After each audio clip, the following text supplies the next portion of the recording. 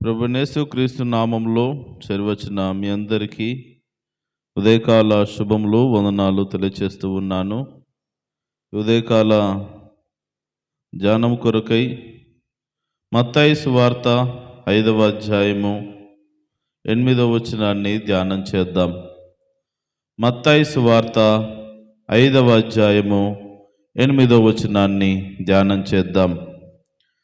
హృదయ శుద్ధి గలవారు ధన్యులు, వారు దేవుని చూచెదరు. అందరం కలిసి చెప్దాం. హృదయ శుద్ధి గలవారు ధన్యులు, వారు దేవుని చూచెదరు. ఎవరి హృదయం అయితే శుద్ధిగా ఉంటుందో వారి జీవితం ధన్యకరమైన జీవితం. వారు మాత్రమే దేవుని చూచే అర్హతను సంపాదించుకుంటారు. దేవుని చూడాలి అనంటే మానవుని యొక్క హృదయము చాలా పరిశుద్ధంగా ఉండాలి, శుద్ధీకరించబడాలి. హృదయము శుద్ధిగా ఉన్నప్పుడే మనిషి దేవుని యొక్క స్వారూప్యాన్ని చూడగలిగినటువంటి స్థితి అనుగ్రహించబడుతుంది. ఇర్మియా గ్రంథంలో 17వ అధ్యాయంలో వ్రాయబడింది కదా, హృదయము అన్నిటికంటే మోసకరమైనది, అది ఘోరమైనటువంటి వ్యాధి గలది అని వ్రాయబడింది. మనిషి హృదయము మోసకరమైనదైనప్పుడు, మనిషి హృదయము పాపముతో నిండినప్పుడు, మనిషి హృదయం ఒక ఘోరమైనటువంటి వ్యాధిగ్రస్తమైనటువంటి పాపభూయిష్టమైన కార్యముల చేత వ్యాధిగ్రస్తమైనప్పుడు అది ఎలా శుద్ధి చేయబడుతుంది? అలాంటి హృదయముతో మనిషి ఏ రీతిగా దేవుని చేరుకోగలడు? దేవుని సన్నిధిని, ఆయన స్వారూప్యాన్ని చూడగలడు? అయితే ప్రేమణ దోమ బిడ్లారా, 51వ కీర్తనలో దావీదు మహారాజు చెప్తాడు 10వ చరణంలో. 51వ కీర్తన 10వ చరణము చదవండి.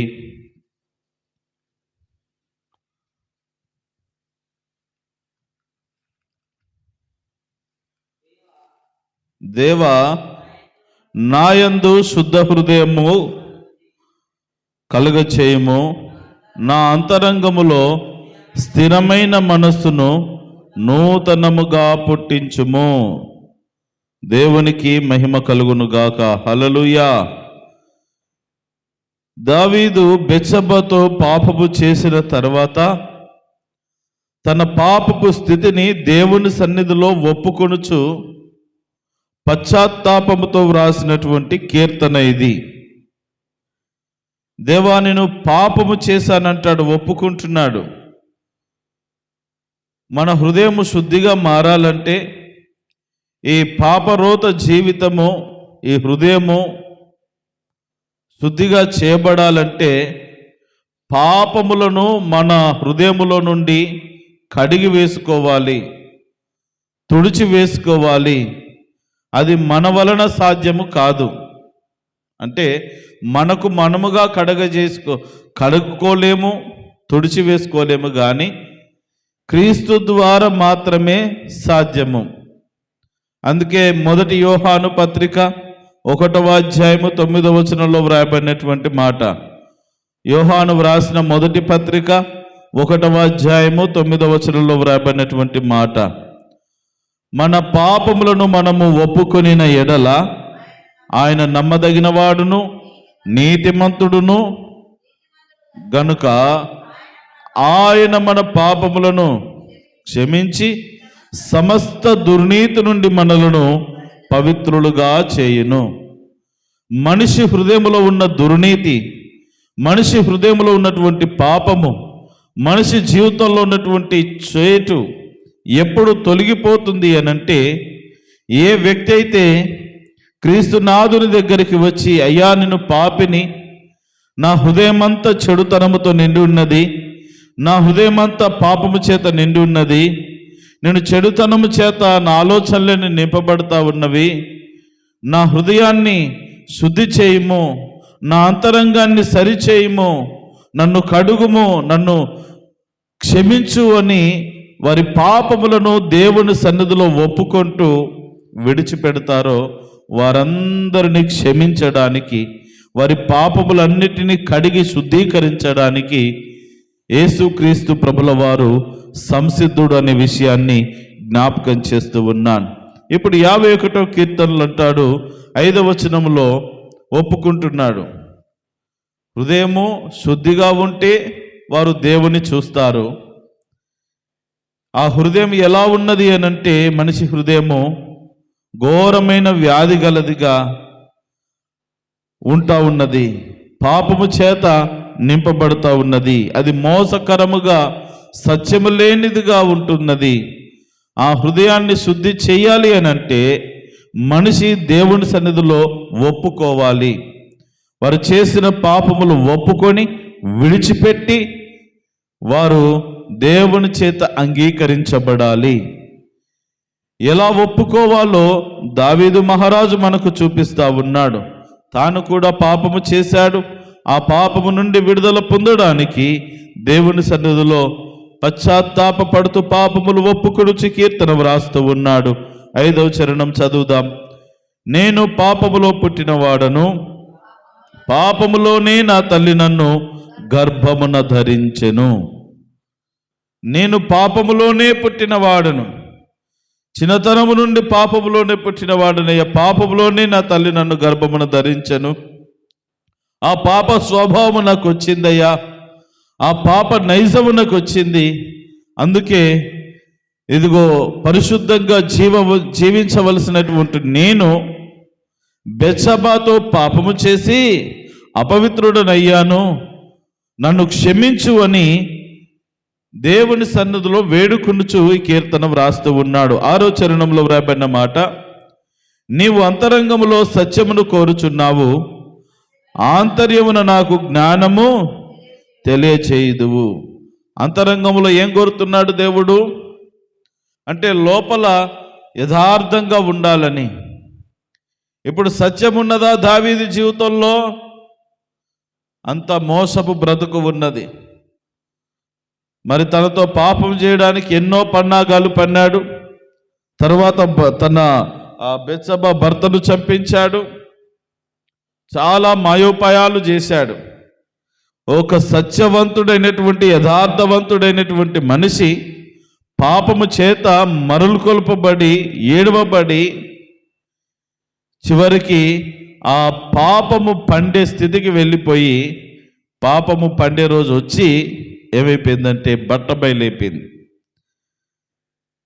నీవు నా హృదయములో సత్యము కోరుతున్నావు కానీ నా హృదయములో సత్యము లేదు.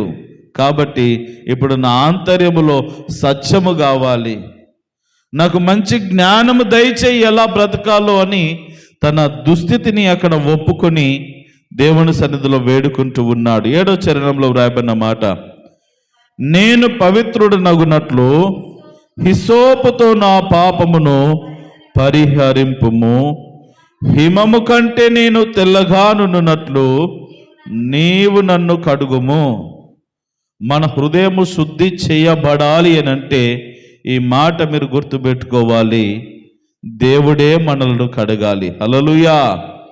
దేవుడు మనలను కడిగితే మన హృదయాలు, మన జీవితాలు, మన అంతరంగం అంతా కూడా శుద్ధి చేయబడుతుంది.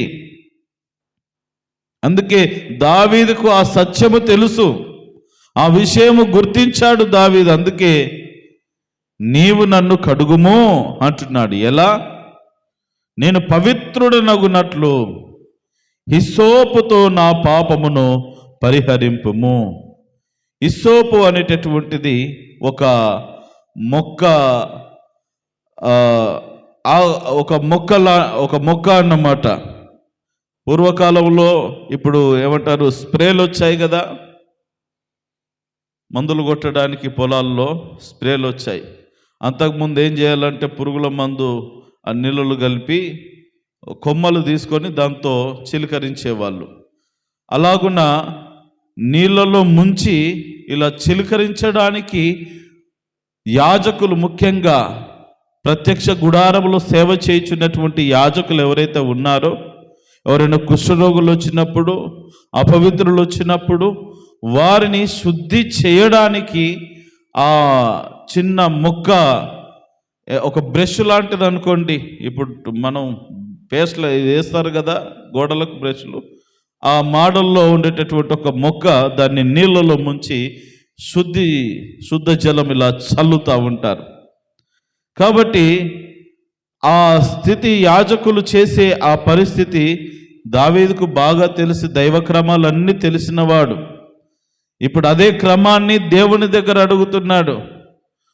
వీళ్ళు శుద్ధి చేసేది కాదయ్యా, నువ్వే నన్ను శుద్ధి చేయి, నేను పవిత్రుడు నగునట్లు హిస్సోపుతో నా పాపమును పరిహరించుము, నా మీద నీ శుద్ధ జలము చల్లుము, తర్వాత హిమము కంటే నన్ను తెల్లగా నుండినట్లు నన్ను కడుగుము. హిమము ఎలా ఉంటుంది? ఏంది హిమం అంటే? ఏంది అది? మన చదువులు. హిమం అంటే ఏంది? ఐస్ క్రీమ్ అంటే తెలుసా? ఇంగ్లీష్లో పుట్టి ఇంగ్లీష్లో పెరిగినారు మీరు. హిమం అంటే ఐస్ గడ్డ. ఐస్ గడ్డ ఎలా ఉంటుంది? తెల్లగా మెరుస్తూ ఉంటుంది కదా.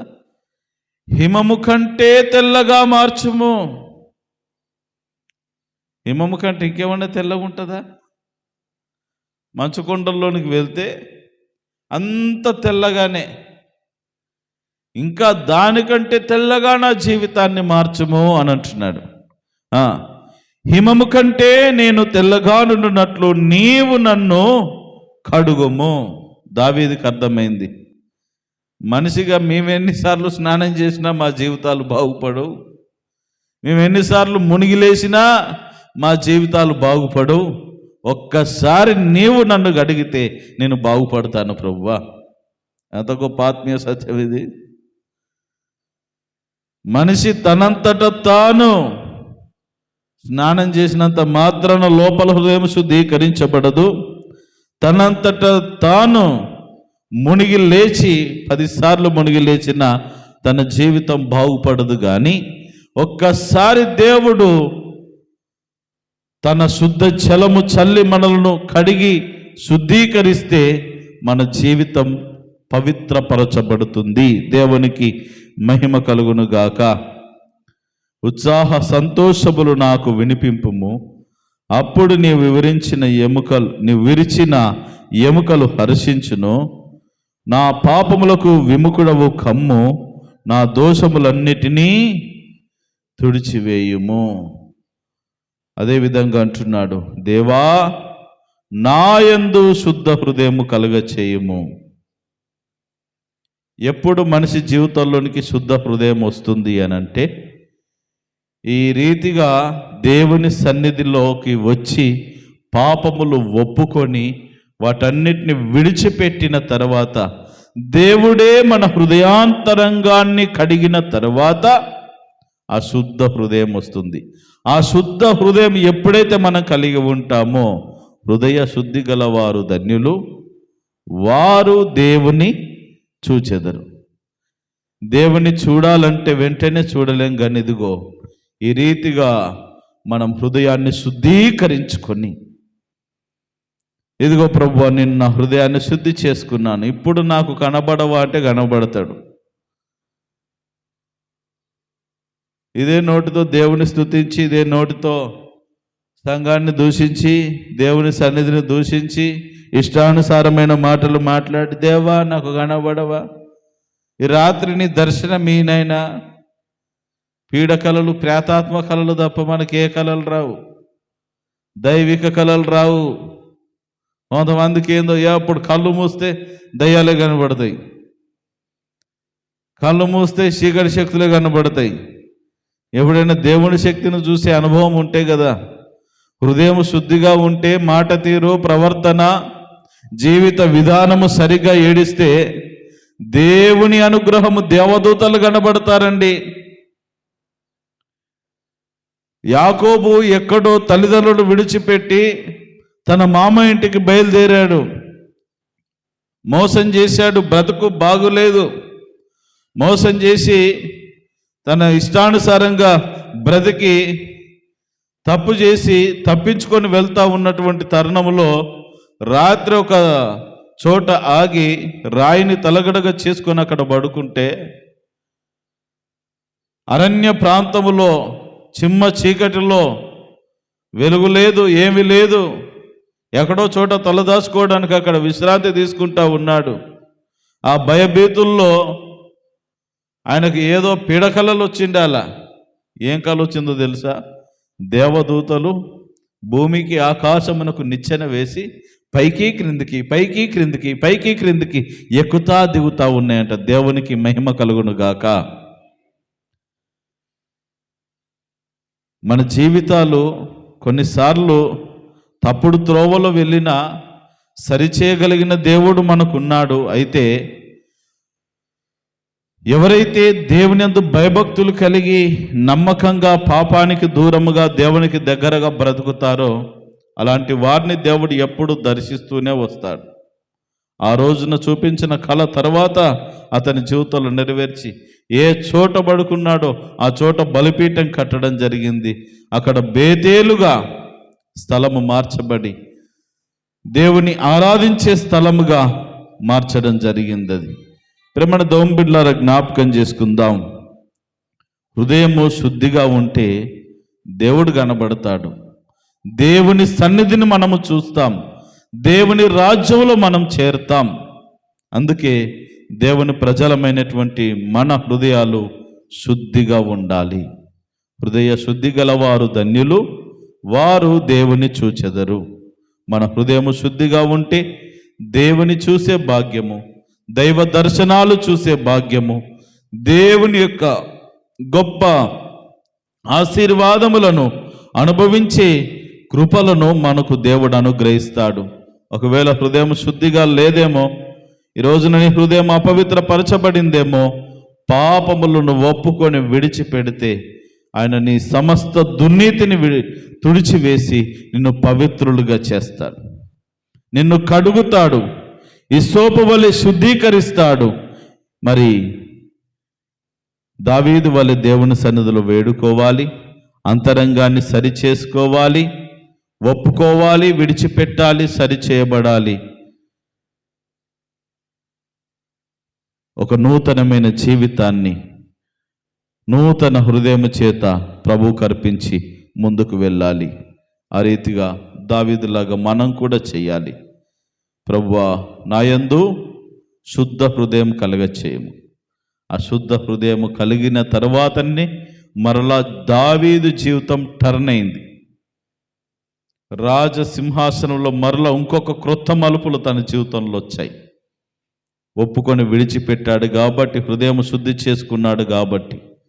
మన జీవితంలో కూడా కొన్నిసార్లు ఎందుకు కష్టాలు నష్టాలు తీరని లోటుపాట్లు అంటే హృదయం కడగబడలేదేమో, హిస్సోపుతో కడగబడలేదేమో, హిమము కంటే తెల్లగా మార్చబడలేదేమో, సగమే కడుక్కొని బయటకు వచ్చామేమో. ఈ రోజున నువ్వు దేవుని సన్నిధిలో పరిశుద్ధ ఆదివారపు దినమున వేడుకో. నీ హృదయాన్ని దేవుని సన్నిధిలో కుమ్మరించు. నీ హృదయాన్ని శుద్ధీకరించి శుద్ధి చేయబడిన హృదయాన్ని దేవుడు నీ జీవితంలో నీ యొక్క చేతుల్లో పెడతాడు. దేవుని కొరకు నమ్మకంగా జీవించు. హృదయంలో శుద్ధి కలిగి బ్రతుకు. దేవుని దీవెనలు పొందుకుంటావు. అట్టి శుద్ధ హృదయము కలిగి దేవుని చూసే అనుభవాన్ని దేవుడు మీకెల్లరికి అనుగ్రహించి నడిపించునుగాక. ఆమేన్.